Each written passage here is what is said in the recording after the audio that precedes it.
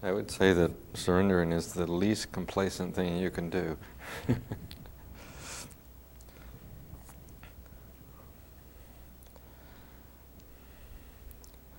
Because surrendering really is the offering of our self into a higher state of consciousness, right? And that's always a conscious process, right?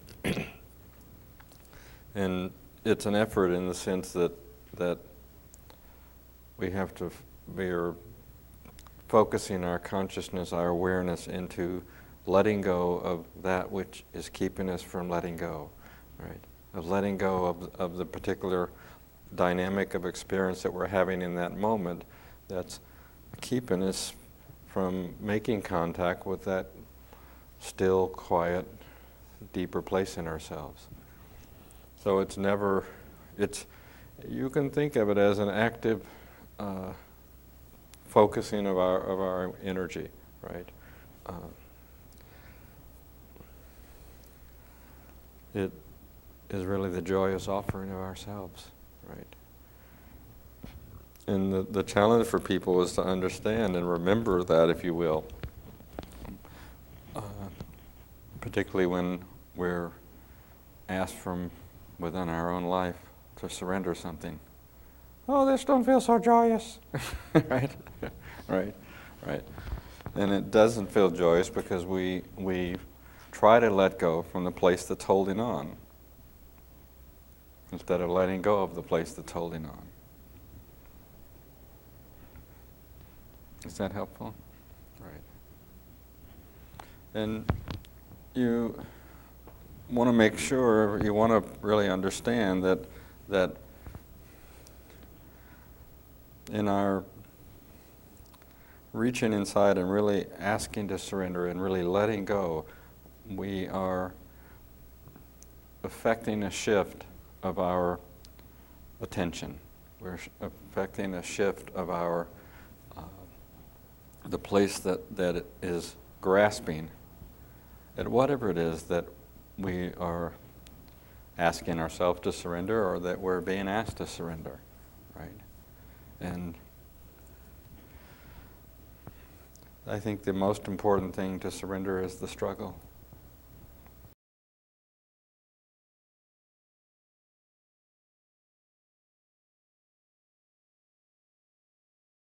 We all experience that attempt to let go, that attempt to surrender as a battle, right? And that's understandable because the part that we're wanting to surrender is never going to surrender, right? And so the battle is what? What is the battle, really? Yes, becoming bigger, if you will, than that small part of ourselves that's unwilling to let go. So then it's, look, there's many great epics, in every tradition about that battle, right? Right. And within the Hindu tradition, the Mahabharata is the most well-known, if you will, and, it's an encyclopedia set discussing the battle, right? And, within that, of course, the Bhagavad Gita is one of the small sections that, if you will, is the most poignant, right? Right. And within that, that's the whole discussion of what?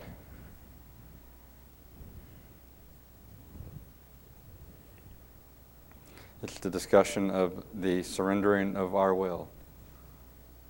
The recognizing of not surrendering our will, but the acceptance and the recognition of the, if you will, to use it in that term, the glory of God's will and its extraordinary capacity to show us how amazing life is if we'll just let go of what it is that we're trying to take this infinite life and put it in a matchbox called our heart, right? We're trying to take this infinite potential and put it into the limited perspective of our own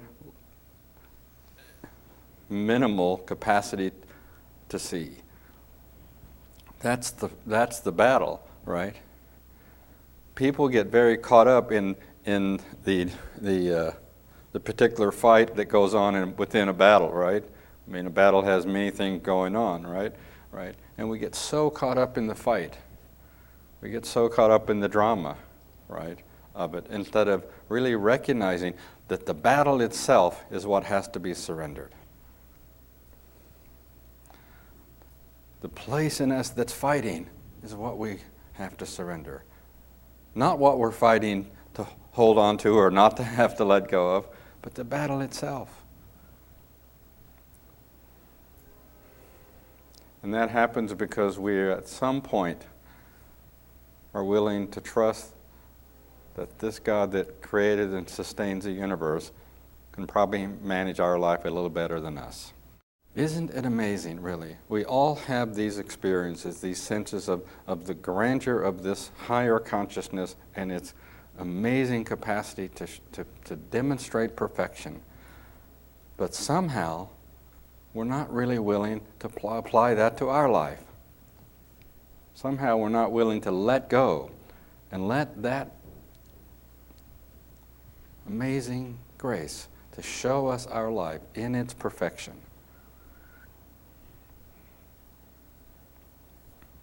I think that's the only battle, Reed.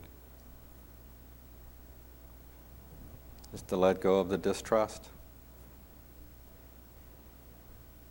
To let go of the doubt. And how do you let go of distrust, and how do you let go of doubt?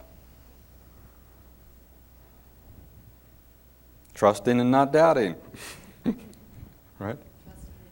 Trusting and believing, right? And doing it for more than 3 seconds. Oh, no, didn't happen. Because there's this subtle undercurrent. If I surrender, I'm going to get exactly what I want, right? If I just let go, if I really surrender, I'll be a good doobie, and I'll get exactly what I want, right?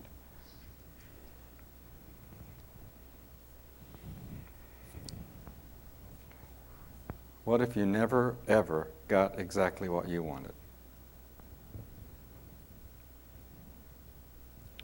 Well, of course, one part of us could say that we have justification and validation of all the reasons why we're miserable.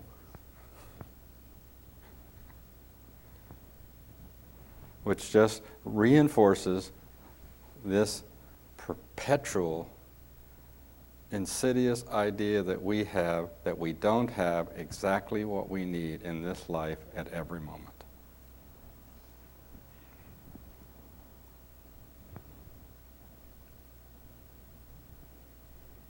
That's a tango dance that never ends.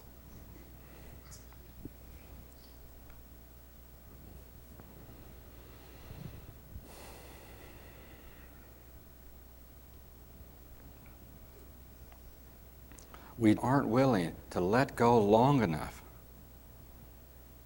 to see, to trust, to believe that some amazing understanding is going to reveal itself to us. Not some amazing dynamic, not some amazing set of conditions, but an amazing understanding that reveals itself when we let go.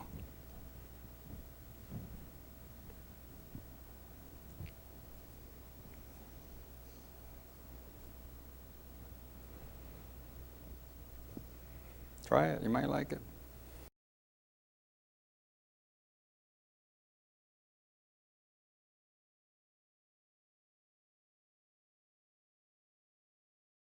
You know, when the truth hits you in the face, it's clear. Look, there's every level of understanding. What we are attempting to do is to allow the deepest understanding that's possible to express itself in our life.